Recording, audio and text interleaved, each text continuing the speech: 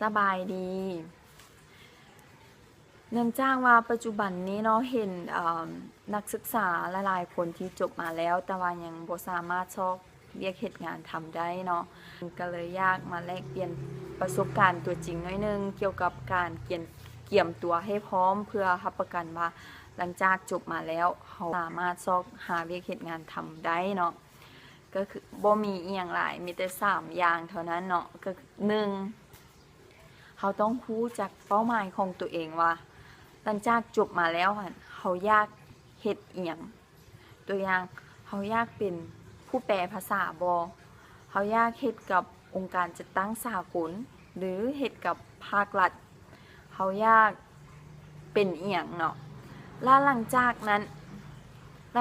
นให้เขาไปเบิ่งอยู่ประกาศรับสมัครเวียกเนาะบ่ว่าจะเป็นอยู่เวียงจันทามอยู่108จ็อบอีหยังก็แล้วแต่ไปเบิ่งว่าเวียกที่เขาอยากเฮ็ดตำแหน่งที่เขาอยากเฮ็ดหลังจากที่เขาจบมาแล้วนะส่วนหลายแล้วคุณวุฒิเขาเจ้าต้องการแนวใดทักษะเขาเจ้าต้องการแนวใดตัวอย่างเช่นค่อยเนาะมีเป้าหมายตั้งแต่ตอนเรียนปีนึงแล้วค่อยมีเป้าหมายว่าหลังจากจบมาแล้วค่อยอยากเฮ็ดเวียกกับองค์การจัดตั้งสากลแล้วก็เฮ็ดเวียกในด้านสิ่งแวดล้อมเนาะแล้วค่อยไปเบิ่งว่าถ้าค่อยอยากเฮ็ดเวียกด้านนี้อยากมีความสามารถได้เวียกตัวนี้ได้เวียกกับองค์การจัดตั้งสากลสิ่งที่ค่อยต้องมีความรู้ความสามารถที่ค่อยต้องมีมีอีหยังแน่แล้วค่อยก็ได้เรียนรู้ว่าหลักๆที่ค่อยต้องมีก็คือทักษะทางด้านภาษาอังกฤษค่อยต้องมีทักษะทางด้านภาษาอังกฤษในระดับที่สื่อสารได้เว้าได้เขียนได้แล้วก็2แม่นความรู้ด้านสิ่งแวดล้อมเพราะว่าเขาจำเป็นต้องใช้ความรู้ด้านสิ่งแวดล้อมเข้าไปถ้าเขาอยากเป็นวิชาการสิ่งแวดล้อม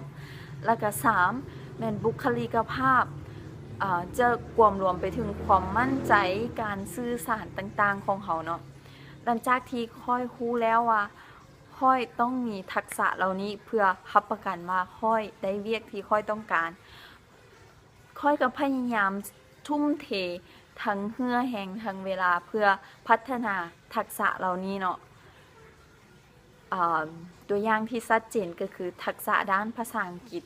ค่อยทุ่มเทเวลาหลายตั้งแต่ปี1พุ่นแหละตื่นเช้ามาค่อยต้องเขียนภาษาอังกฤษทุกมื้อค่อยต้องเขียนให้รับประกันว่าหลังจากที่ค่อยจบแล้วทักษะด้านนี้ของค่อยพร้อมที่จะใช้งานอันนี้แม่นข้อทำอิฐเนาะก็คือฮู้สิ่งที่เขาอยากเฮ็ดแล้วก็ฮู้ว่าสิ่งที่เขาอยากเฮ็ดนั้นต้องการทักษะใดแดแล้วก็เกียมพร้อมทักษะเหล่านั้นข้อ2ก็คือเขาต้องกะเกี่ยมประสบการณ์เฮ็ดเวียกอันนี้หลายคนก็อาจจะบ่เห็นดีเนาะว่าเขากำลังเรียนอยู่แล้วเขาจะไปเอาเวลาใดไปซอกประสบการณ์เฮ็ดเวียกเวลาเขาสามารถแบ่งได้เนาะจะสังเกตเห็นได้เลยว่าอยู่ทุกๆแจ้งการทุกๆหนังสือพิมพ์ที่เขาเจ้าประกาศรับสมัครเวียกนะเขาเจ้าจะระบุไว้เลยว่าต้องมีประสบการณ์1ปี2ปีเนาะคันเฮาบ่มีประสบการณ์เฮ็ดเวียกแน่นอนการหาเวียกของเฮามันก็ต้องยากแล้วก็ปัจจุบันนี้คู่แข่งมันหลายคันเฮาบ่มีประสบการณ์เฮ็ดเวียกคันเฮาบ่ได้ตามมาตรฐานที่เขาเจ้าต้องการเขาเจ้าก็บ่ได้แคร์อิหยังเฮาหลายปานใดฉะนั้นเนาะสิ่งที่ค่อยอยากแนะนำก็คือให้นักศึกษาแบ่งเวลาจำนวนหนึ่งไปเฮ็ดเวียกพาร์ทไทม์เนาะซึ่งเวียกนั้นต้องเกี่ยวกับสิ่งที่เขาอยากไปเฮ็ดในอนาคตตัวอย่างค่อยเองเป็นนักศึกษาสิ่งแวดล้อมแล้วก็ค่อยอยากเฮ็ดเวียกเกี่ยวกับสิ่งแวดล้อมเนาะค่อยได้แบ่งเวลาส่วนหนึ่งเขียนเนาะตอนเช้าเรียนภาษาอังกฤษตอนแลงเรียนสิ่งแวดล้อมแล้วก็ตอนสวยครึ่งตอนค่อยไปเฮ็ดเวียกกับบริษัทที่ปรึกษาสิ่งแวดล้อมเนาะซึ่งตอนทำอิฐก็บ่จำเป็นต้องคาดหวังให้ทางบริษัทหรือว่าทางผู้จ้างงานของเขาจ่ายเงินให้เขา จ่ายค่าตอบแทนให้เขาหลายดอกแต่ว่าสิ่งที่เขาจะได้จากการเฮ็ดพาร์ทไทม์เนาะพาร์ทไทม์จ็อบก็คือ1แมนเขาจะได้ประสบการณ์2เขาจะได้เครือข่ายซึ่งว่าประสบการณ์กับเครือข่ายมีความสำคัญหลายในการที่จะพัฒนาให้เขามีโอกาสหลายขึ้นข้อ2เนาะสรุปให้ฟังข้อ2ก็คือหาเวลาจำนวนหนึ่งแบ่งเวลาจำนวนหนึ่งเพื่อไปเฮ็ดเวียกในเวลาว่างเนาะเวียกพาร์ทไทม์จ็อบแล้วก็ตัวที่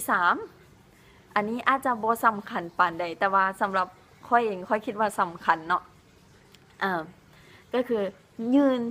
สมัครเวียกก่อนโลดก่อนที่จะได้รับใบประกาศเพราะว่าซัวเขาจะถ้ารับใบประกาศคะแนนเขาอาจจะออกมาประมาณเดือน8แล้วแต่ว่าใบประกาศเขารับเดือน9เนาะคะแนนออกมาเดือน7เดือน8เขาต้องได้ท่าเดือน1 2เดือนเพื่อที่จะได้รับใบประกาศแล้วก็เพื่อที่จะไปยืนเฮ็ดเวียกอีกมันใช้เวลาหลายโพดฉะนั้นเนาะแนะนำให้น้องๆที่กำลังจะจบเกี่ยมจบหันสมัครไปก่อนโลดอาจจะขอใบคะแนนเนาะใบคะแนนจากคณะแล้วก็เอาคะแนนหันยังยืนเอาถึงว่าบ่มีใบประกาศ